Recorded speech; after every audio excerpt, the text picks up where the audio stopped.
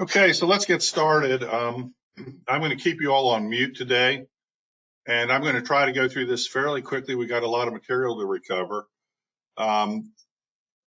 The concept that we're talking about is the rainy day fund. I'm also going to get into something called banking yourself and why that's useful for a rainy day fund. If you have questions, you can go ahead and put the questions in on the chat screen. When I'm done with the presentation, I'll open it up so you all can ask questions through your computer. So we're going to talk about the rainy day fund today, and it has to do with the best way to handle volatile markets so you never lose sleep again when the markets decline. And I think that that's important. Imagine it's March 24th, 2020. We just went through this. You had $1 million in your 401k plan, and it just dropped to $574,600 in a little over a month. That's not funny, but it happened to a lot of people. Now, this assumed you were invested in the small cap or the mid cap S&P 500 IJH, and I picked that because it got unusually hit. Now, it took you 30 years of working on the job to save up your $1 million retirement account, and in a few short weeks, poof, it's gone. Now, if you were a retiree, you just retired, and you had your life savings in this money, you wouldn't sleep. None of us would. It would be panic time. And normally what we do there is we sell whatever positions we have and go to cash. We panic. And that's the worst thing to do, but that's what most people did because we don't know how low it's going to go. So what are you going to do? Are you going to sell your position? Do you hold hoping the markets will recover? Well, you held up here hoping they'd recover, and you held up here hoping they'd recover. And now you're down here and you're wiped out. And by the way, what do you tell your spouse? That's not going to be a fun conversation. Because typically one person watches it and the other person doesn't. So I want to go through an example. Bill and Mary saved $1 million over their lifetime, and they're ready to retire. $1 million. I remember when I was a boy, $1 million, you were set forever. Now, not so much. Having accumulated the assets they needed, they decided to retire on September 1, 2000, when the S&P 500 is 1530. Now, that's an ominous date, and the reason I picked that was that's at a market top. At that point, they withdrew $100,000 to last them a year, leaving them with $900,000. And why did they pick $100,000? Because they looked over the last 100 years, and the market goes up 12% a year, 11, 12%. In those days, it was 12% over the last 100 years. So they're giving themselves a cushion, but let's say 11%. Why did they invest everything in the S&P 500? Because they were told that the S&P 500 had historically made over 11%. They took out 10%, left a 1% cushion. They also knew they had to pay taxes on the 10%, which was 35% federal and 6% state, leaving them with $59,000 a year to live on. Now I'm assuming the state is Georgia. They knew it would be tight, but they could make it on $59,000 a year. And at the end of the first year, the market had declined to 1,134, and their account had dropped from 900,000 to 667,080. At that point, they took out another $100,000, leaving them with $567,080. On September 6, 2002, the market had declined to 894. Their account had dropped to 447,993, and they withdrew another 100,000, leaving them with 347,993. On August 29th, 2003, the market closed at 1,008.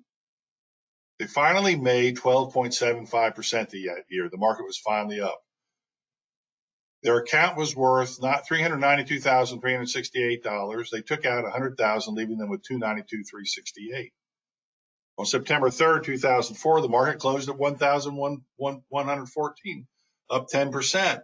Another increase to 323,113. They took out their $100,000 down at 223,113. On the following year, the market went up 9%. They took out another $100,000. They were at 143. The following year, the market went up 7%. They took out another 100, leaving them with 54,993. And in 2007, when the market went up 12 more percent, they had another increase of 61,763. At that point, they didn't have enough money to last 8 long months. The market started the decline from 1,530 and it ended with the market almost recovering everything it lost. It was at 1474, a mere 3.7% decline, and yet their lifetime savings was gone. Now, this is an important point.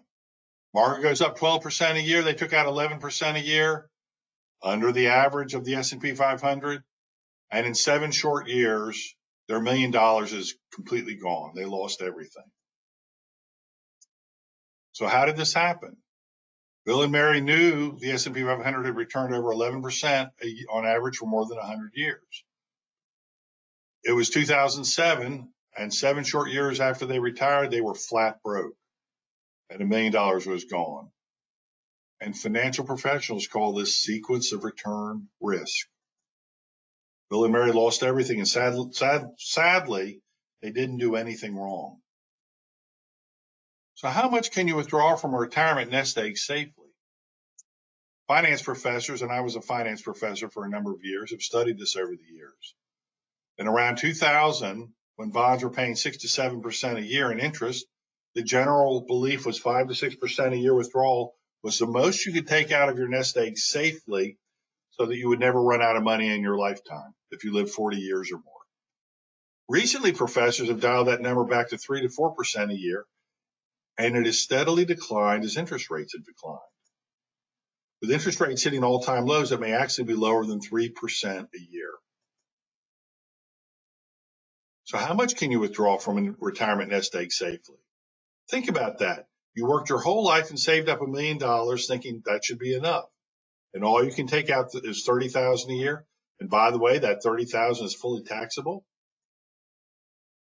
And even if you're in the 15% federal and 6% state, you only have $23,000 a year to live on. And if you receive more than $10,000 a year in Social Security, you'll now pay double taxes on your Social Security to boot. Now, so what is a rainy day fund? If you could divide your money up into 2 groups, one that was aggressively invested like the S&P 500 and the other safely invested, you could pull on your safe investments when the market declines and the aggressive investments in the years when the market goes up. By doing that, you increase the chances that you'll never run out of money in your lifetime. The alternative raises several questions.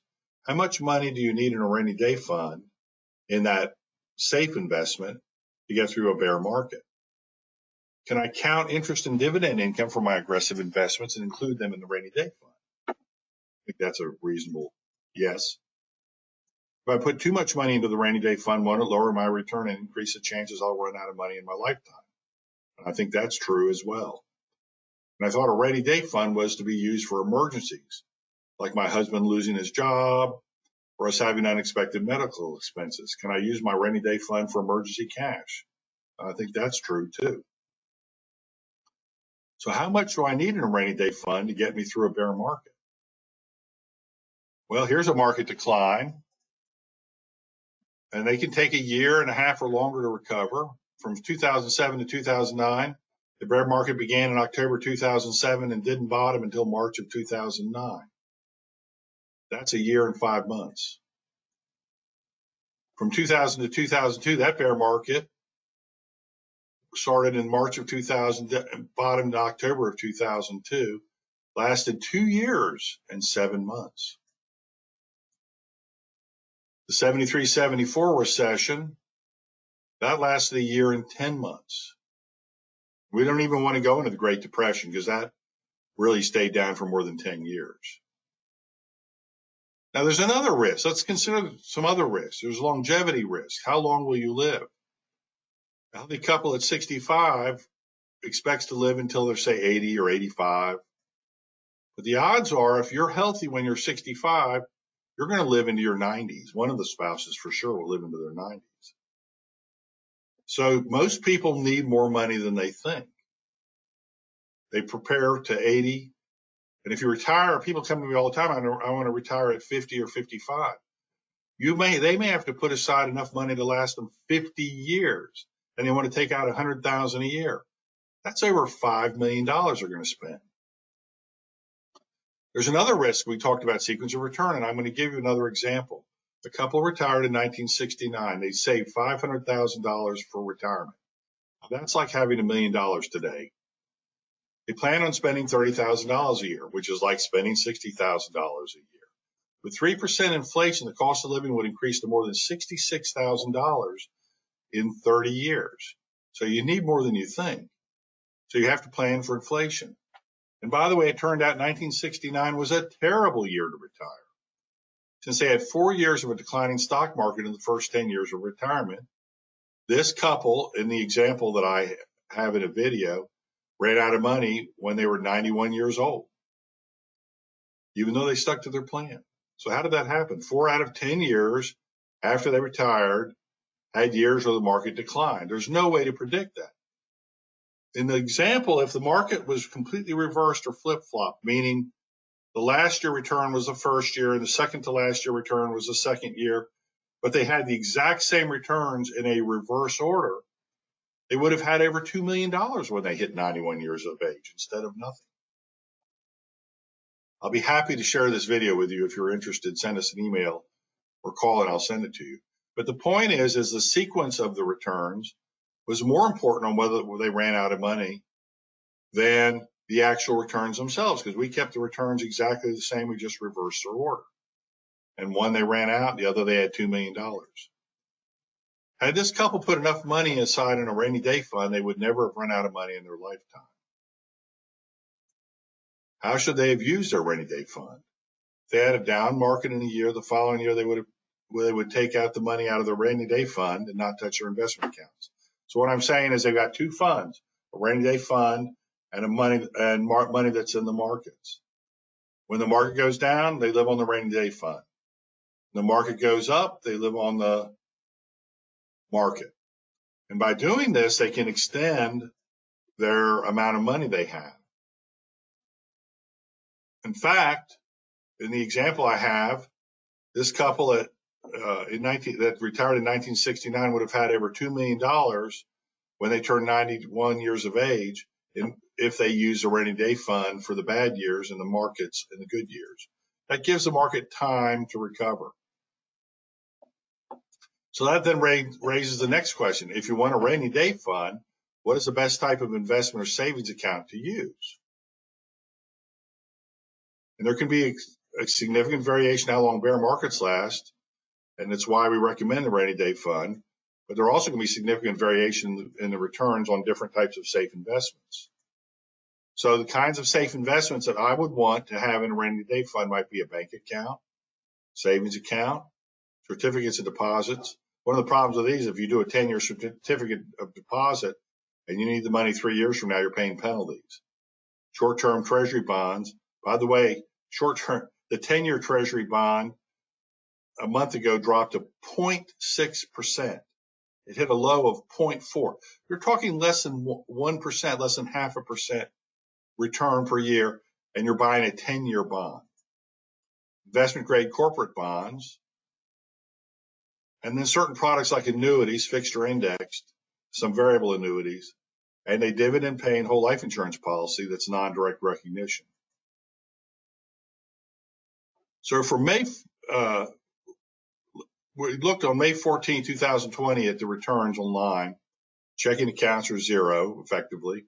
Savings account, 0.09% annual percentage per year, taxable. CDs, 1.3 to 1.7 annual per year, taxable. 5-year, 1.4 to 1.8. Treasury bond, 2 years, 0.16. 5-year, 0.31. This has a standard deviation or risk of about 2%. 10 years, 0.65 and a standard deviation of 8.64. What this means is that if interest rates go up, you could lose 8% on that 0.65.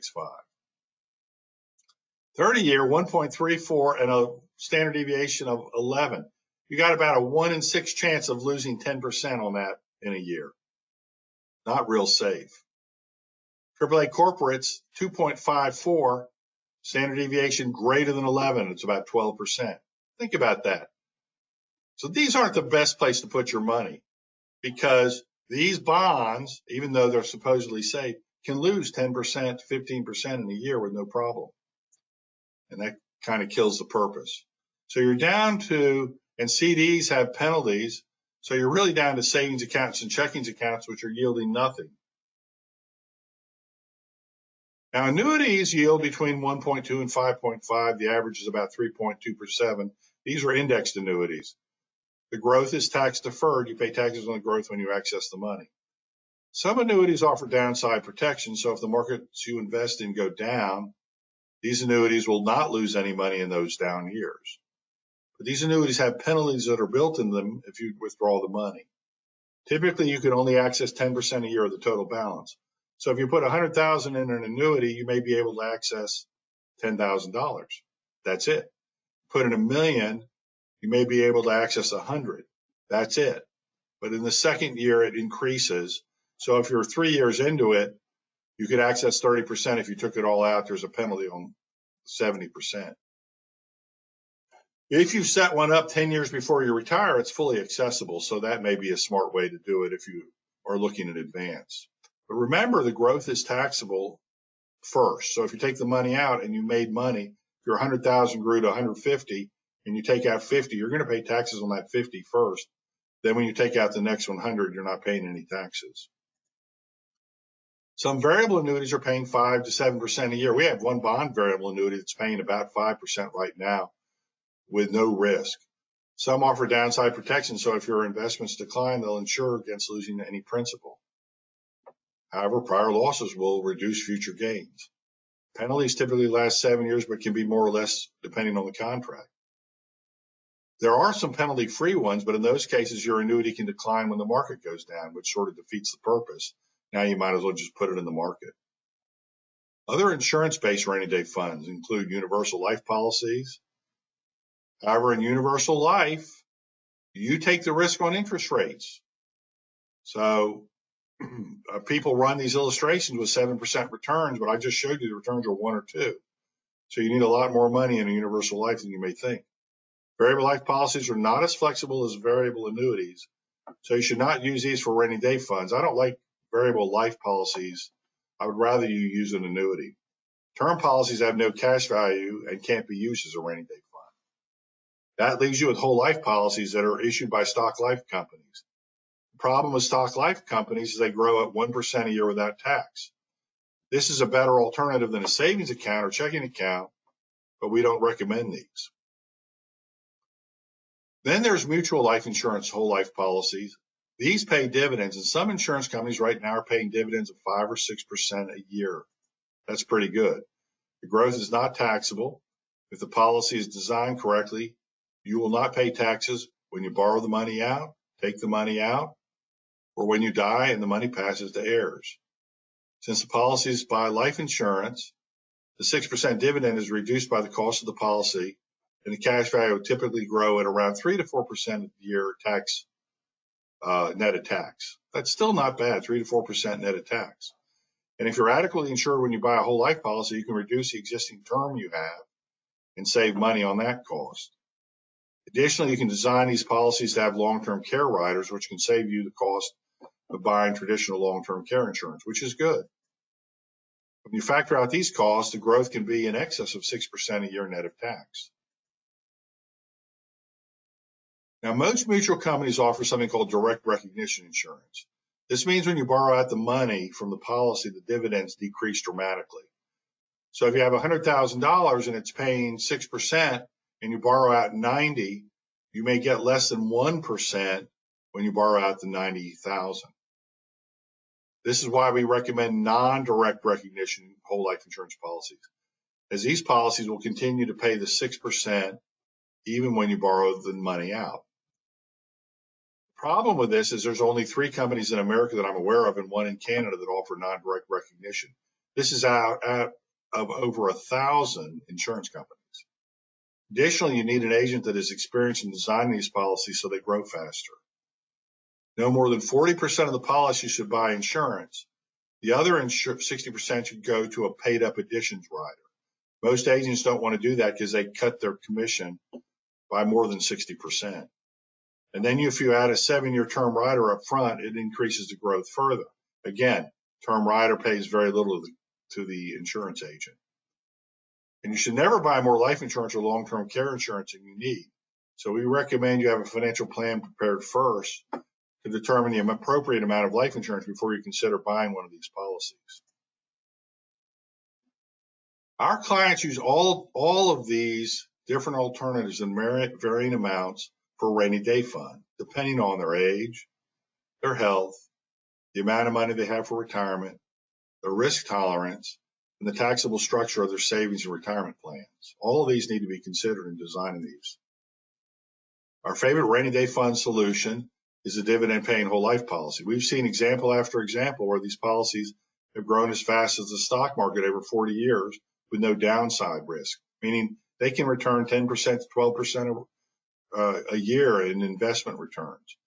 The money in IRAs, simple IRAs, SEP IRAs, are not easily accessed without taxes and penalties. They can add up to more than 40% of the value of the amount withdrawn. Some 401k plans offer loans, but they force you to pay the money back on a defined schedule, and if payments are missed, can result in 40% or more in taxes on the balance. Dividend paying whole life insurance allows ready access to cash value in the accounts. The growth rate will pay for the insurance over time. Term policies become unaffordable as we age. Fewer than 2% of the policies, of term policies, ever pay out to the beneficiaries. Think about that. People pay term insurance over their whole life, and fewer than 2% collect a dime from the insurance company. Whole life policies will pay out until you're over 100 years old. Thus, the insurance can be used as an estate planning vehicle as well. Now, what if COVID-19 virus returns? What if something worse comes out of China? I heard those bats, that particular bat has 10 types of virus. There's 7 left that haven't been released. What if we have another shelter in place and everyone loses their jobs again? Do you have enough emergency cash to cover you the next time they have a shelter in place? Do you have enough life insurance? And do your loved ones have enough life insurance should a more virulent form of coronavirus returns? What if you lost your job or got sick and couldn't work? Do you have enough money stashed in your rainy day fund? And what if you got sick and died from COVID-19? Wouldn't it be nice to know you had enough life insurance to take care of your family? So it is for all these reasons that we recommend you seriously consider getting a comprehensive financial analysis and plan to determine if you could benefit from this little-known rainy day fund solution. To find out more, schedule a free 1-hour consultation with one of our reps, and we'll be happy to discuss your situation and customize a solution for you. Markets go up and markets go down. If you can access money safely and give your portfolio time to recover in your retirement years, you can substantially increase your chances of never running out of money in your lifetime. To schedule an appointment, you can call us 770-493-7578 or send me an email, chris@cmawizards.com. You should have our information from our websites, www.cmawizards.com. You can get in touch with us if you need to. Are there any questions?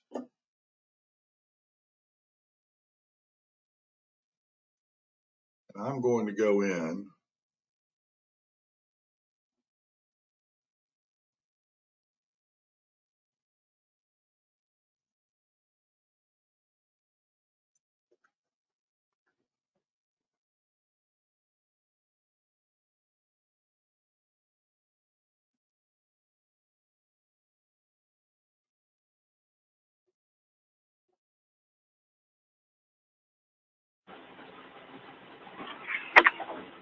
So I've unmuted you. I guess Maricus is the only guy who's unmuted. You can either put a text or you can ask me a question.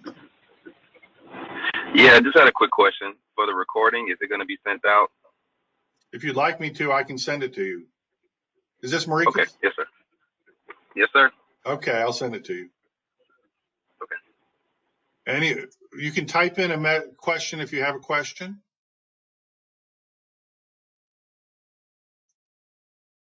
I don't see any more questions. So what I'm going to do is I'm going to end the meeting. I appreciate you all attending. I wish you all have a great day. Bye.